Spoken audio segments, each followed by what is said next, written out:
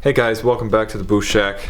I wanted to do one final video summarizing everything with this CD009 swap and show you guys the finished product.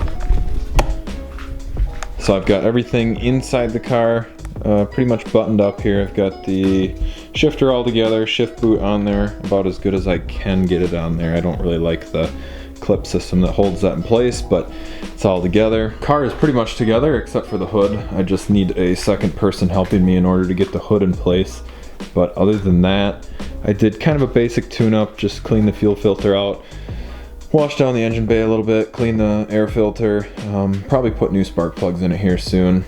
But the major challenge that I ran into after getting the transmission all in place and bolted up was that my old exhaust setup did not fit. So my previous exhaust setup was a 3-inch, almost completely straight pipe, and I had one little like 8-inch resonator on that setup, where now I have made a new setup, which is pretty similar. Another 3-inch setup, but this one's a full straight pipe front to back, so there's no resonators or mufflers or anything like that. I used to have a straight cut tip and I switched that out to a rolled tip. I think it just looks a little bit more sleek, I think, maybe, if that's the right word for it. I tried to stick it out from the bumper a little ways. Hi buddy. Just because there is an occasional fireball that shoots out of there, and I figured it was probably a good idea to get it at least somewhat out from the bumper. Going off of memory from the last video, I remember I didn't quite have it in place with that transmission cross member mount, and everything is now bolted up into the floor basically the same way the old one was. I just had to come back like 2 inches with those holes. I'm gonna see if there's enough light here so you can see, kind of, maybe. You can see where those bolts are with the washers. Not sure if you can see the holes. There they are. So it came back probably just about 2 inches. Those holes are just open for now, but I'm gonna get some little rubber grommets and plug that. Other than that, I plan on taking the car for a drive today. It's kind of cold out, not the greatest day for a drive, but charging my ancient prehistoric GoPro in an effort to try to get some footage of this thing. I'm not quite sure how I'm gonna set it up yet. So I did not film any of the exhaust stuff because I'm a total noob when it comes to building an exhaust. This was actually the first kit I had ever done. I have some pictures that I posted elsewhere on social media of what the kit started as. Kind of just a universal build-it-yourself kit. Wasn't specific to any type of engine or platform or anything. But it turned out okay. My welds aren't the best, far from it. But it doesn't seem to be leaking, and so far it actually seems like I might have gained about a ½ inch or so ground clearance with this setup. I tried to route it a little bit better than the old setup was. So I have since driven the car with and without an exhaust, with the new transmission since the last video. And so far I haven't really had any issues. Third and fifth gear are very close to each other, but I haven't ran into any issues with missed shifts or anything like that yet. I've been just extra careful and aware of it. I think it's just something I need to get used to more than anything, more than it being an actual issue with the transmission. My RB25 transmission to me felt like a pickup truck.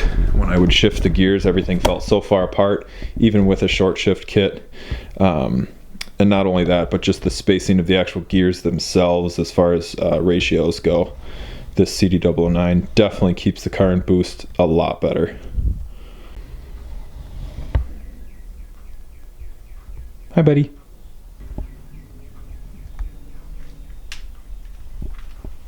One thing that I didn't mention with this transmission swap so far up until now is the fact that you have to actually cut a little bit of the bell housing away to make room for the starter. There's kind of a lot going on here, so it's going to be very hard to see it, but I think it's right about there. You can kind of see there's a little bit of a hole cut. I cut a little bit more than I needed to, but that is the snout for the starter. And the way everything fits together using this LOJ adapter plate, that's just the placement of the starter. It puts it in the same placement as the RB25 transmission setup would have been, which is kind of nice because that way I don't have to relocate the starter or any of the wiring that's going to it. It's just a little bit of extra work to cut away from that belt housing. I didn't love the idea of cutting that little bit away, but it doesn't affect the performance of it at all. And so far seems to be working great. Haven't had any issues with starting or clearancing or rubbing or anything like that. So just one more thing I figured I'd mention because I hadn't said it so far.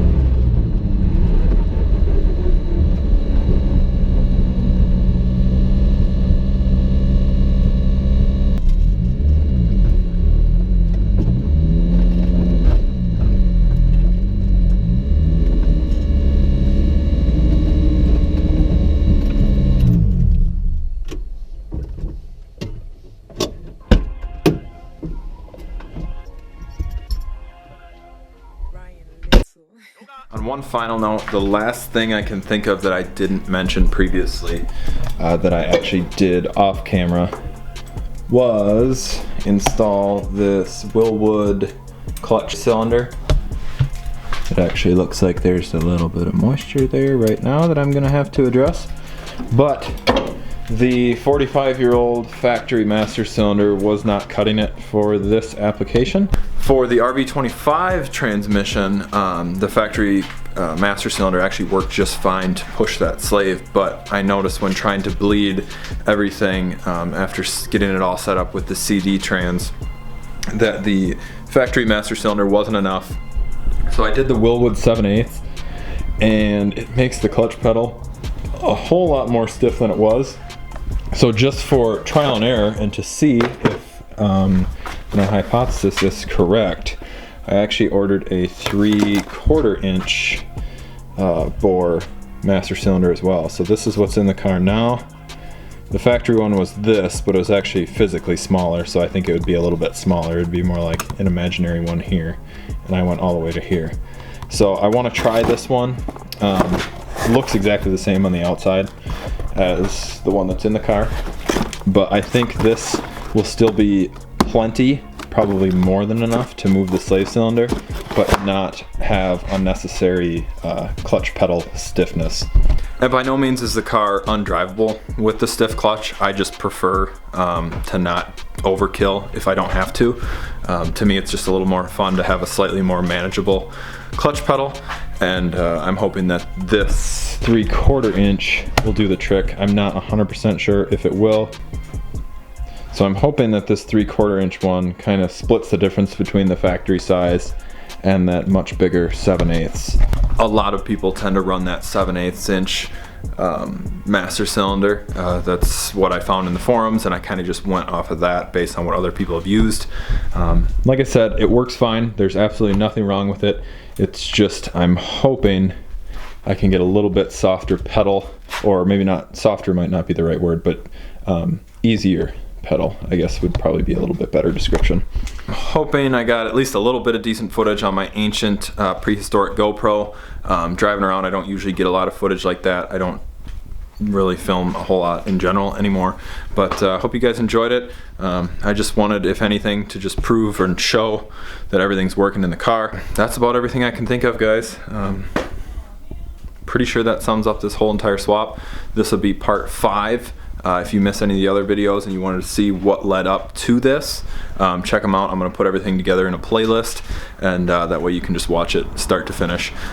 So thanks for watching, guys. If you enjoyed this, like and subscribe like always. Thanks to everyone who's already subscribed. We hit 3,000 subs like a month ago, so that's pretty cool, and I'll keep in touch.